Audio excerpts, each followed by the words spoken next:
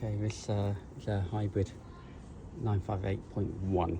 I found a video online about how to replace the vacuum pressure sensor. I had the car recently serviced with Porsche, and they said that was the fault. I had a hybrid light fault came up every now and again, and then they confirmed that obviously P-Wiz, it's a vacuum sensor.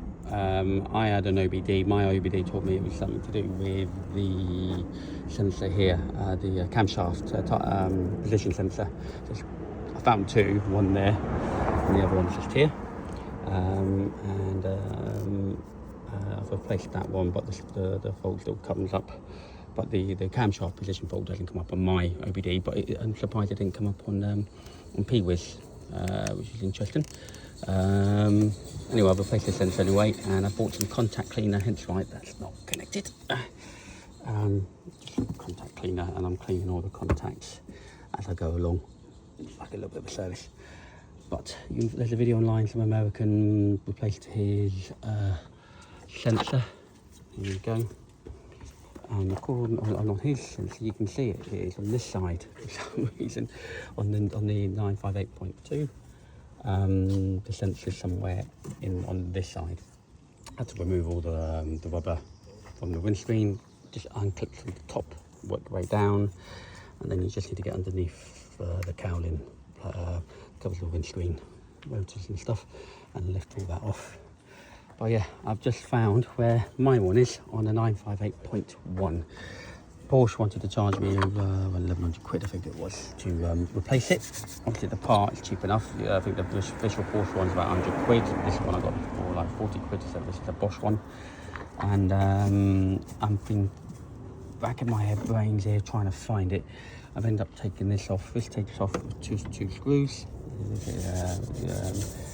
Straightforward enough, and I've just found it under here. So if I'm moving the pipes, it's there. It's one there. So I'm going to see if there is a way of me I can take it off. I can see the clips that goes into these two holes. I can see the clips. Might be able to see on this video. It's interesting because I looked on online where this was, like a diagram, and it looks like this was supposed to be going up. But it goes down.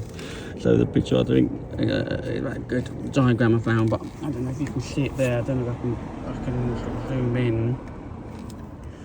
There we go. Let me see if I can get the position for you there. There it is. It's that there. You can see obviously the wires, but it is there. Obviously not very good video, sorry, but just to give you an idea. Let's see if it can be done.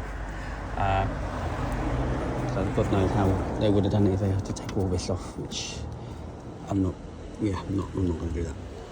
Right, part two. Excuse me, I'm doing this on the side of the street, but I haven't got a driveway, unfortunately. I've had to cheat. I found a cheat, which is actually a good cheat, to manage to get the whole thing out, because I was struggling to get my hand in that gap down there. To try and get that off, I've got no chance. To be honest, I was lucky to get the clip off. I was able to get a screwdriver in that clip to get that off, and then take that off. But then I'm trying to think, how can I pull this off the vacuum? I pulled this off from the top of the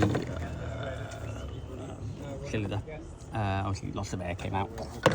I'm hoping I'll put it back together, it will just pump it back in again. And then the cheat I followed, and I realised, well, if I can take that off, you know, I tried to put it off here, but then I thought, well, when I'm going to struggle with the other side, it was a lot easier. It was interesting, obviously they bent this pipe to shape. It goes through, there's a hole there, it comes out through here, and then it connects to this pipe here. Now this one was easy, this one, so you need to follow it, follows to there, so that's the pipe. The vacuum goes to here. So if you ever need to check if there's any leaks or replace any pipes, there you go. So I managed to take that off. It came off from this. There's a sleeve. I also pulled off a protection sleeve, I imagine, when they heat or whatever from there maybe. So I took, that came off from this side. Let's put it that way. And then I just had to wiggle this out the hole, get it out, and then it was easy to pull up. So there you go. That's how you can get to your sensor without paying 1,300 quid to the Porsche dealership. give you an idea. But even, yeah, still going to struggle clipping and stuff.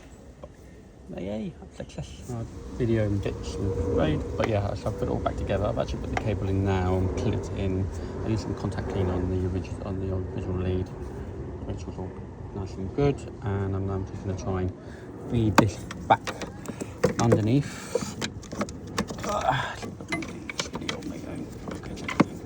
My son needs help. Right, that should just feed back underneath. Come out the other side. Come out the other side. It's under here somewhere. There you go. I got it. Yeah, push it back up. Right.